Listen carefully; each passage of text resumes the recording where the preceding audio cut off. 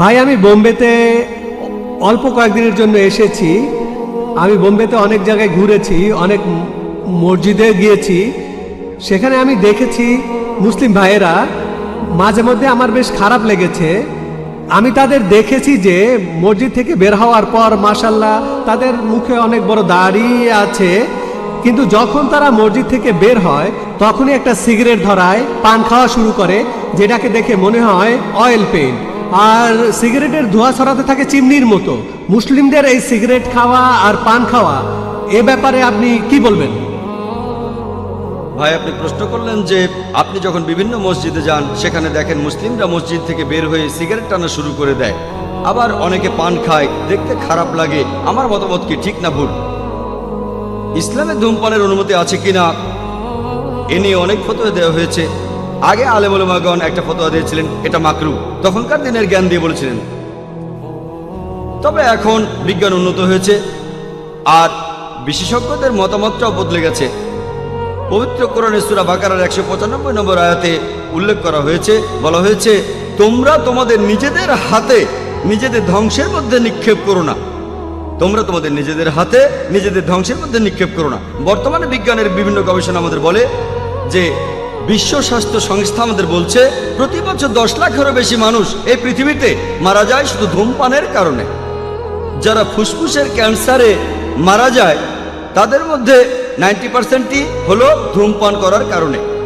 যারা ব্রঙ্কাইটিসে মারা যায় তাদের মধ্যে 70% মারা যায় ধূমপানের কারণে। কার্ডিওভাস্কুলার ডিজিজে যারা মারা যায় তাদের মধ্যে 25% মারা যায় কারণ তারা ধূমপান করত। এই ধূমপান হচ্ছে আসলে স্লো পয়জনিং। সিগারেটে থাকে নিকোটিন এবং টার।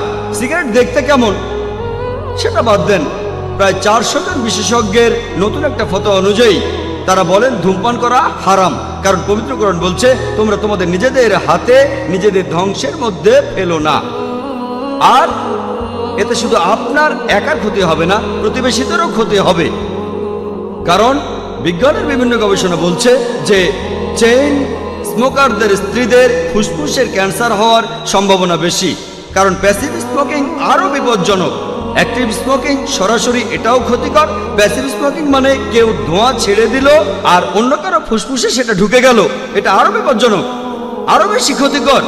ধূমপান করলে আপনার ঠোঁট কালো হয়ে যাবে, দাঁত কালো হয়ে যাবে, দাঁতের মাড়ি ক্ষয়ে যাবে, হাতের আঙ্গুল কালো হয়ে যাবে, তারপর গলার ক্ষতি হবে, এতে করে পেপটিক আলসার হবে, এছাড়াও হবে কোষ্ঠকাঠিন্য, এতে করে যৌন শক্তি কমে যাবে, আপনার স্বাস্থ্য খারাপ হয়ে যাবে, ক্ষুধা কমে যাবে, আপনার স্মৃতিও কমে যাবে। তাহলে এইসব গবেষণার উপর ভিত্তি করে বর্তমানে ওলামারা 400-এরও বেশি ফতোয়া দিয়েছেন যে ধূমপান করা হচ্ছে হারাম। এছাড়াও সূরা বাকারার 195 নম্বর আয়াতে উল্লেখ করা হয়েছে, বলা হয়েছে যে তোমরা নিজের হাতে তোমাদের ধ্বংসের মধ্যে ফেলে দিও না। তাই এটা আপনাদের ভালো লাগুক বা না লাগুক, ইসলামে এটা অনুমতি নেই। এবারে পান খাওয়ার প্রসঙ্গ নিয়ে বলি। পান খাওয়া, যদি পানের মধ্যে থাকে তামাক, যে কোনো রকমের তামাক, হোক সিগারেট, হোক হুক্কা, হোক চাবানো, এই সবগুলো স্লো পয়জনিং আর হারাম। এটা বাদে, এটা ছাড়া পানের মধ্যে তামাক থাকে না, শুধু থাকে সুপারি। দেখতে হয়তো খারাপ লাগবে, সেটা আলাদা ব্যাপার, তবে ইসলাম এ ব্যাপারে নিষেধ করেনি। এতে স্বাস্থ্যের ক্ষতি হতে পারে, তাই ডাক্তার বলতে পারে আপনারা বেশি পান খাবেন না, এতে আপনার দাঁতের ক্ষতি হতে পারে, মাড়ি নষ্ট হয়ে যেতে পারে, সেটা আলাদা ব্যাপার। তবে ইসলামের কথা বললে যে কোনোভাবে তামাক নেওয়াটাই নিষিদ্ধ। আশা করি